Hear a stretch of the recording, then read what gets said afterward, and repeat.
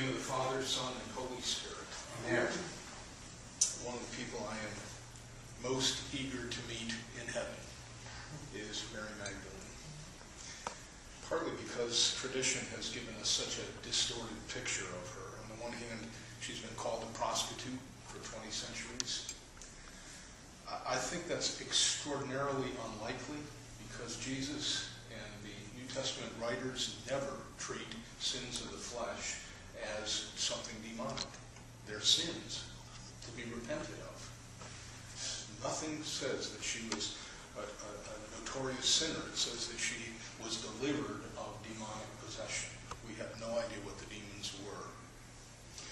More recently, of course, most popularly by Dan Brown, but not only by him, he got it all secondhand. She's been said to have been the wife, or at least the lover, of Jesus, and to be the mother of his children. Again, there's not a shred of real evidence for that.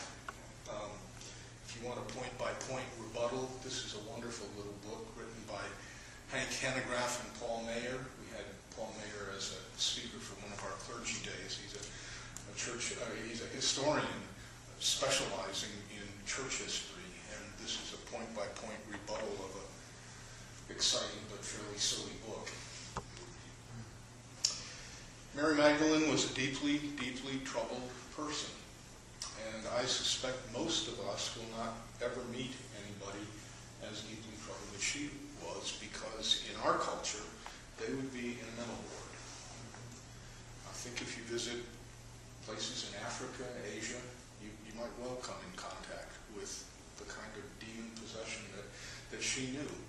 But she was delivered by by Jesus, and she becomes one of the greatest examples of what Melanie read to us in 2 Corinthians. If anyone is in Christ, he or she is a new creation.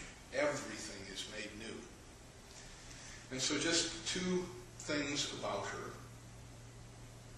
I'm interested that in that encounter in the garden, she doesn't recognize Jesus. She supposes him to be the gardener. And he doesn't say, "I'm Jesus." He says, "Mary." We don't always recognize him, but he knows us. And it's in his knowing us to be his own that we are saved. And secondly, out of all the people to whom the risen Christ could have first appeared, he chose Mary. Not Peter, not James and John, not even his mother, but Mary. And she becomes the first witness to the resurrection, and she tells the apostles about it. Once again, if you want to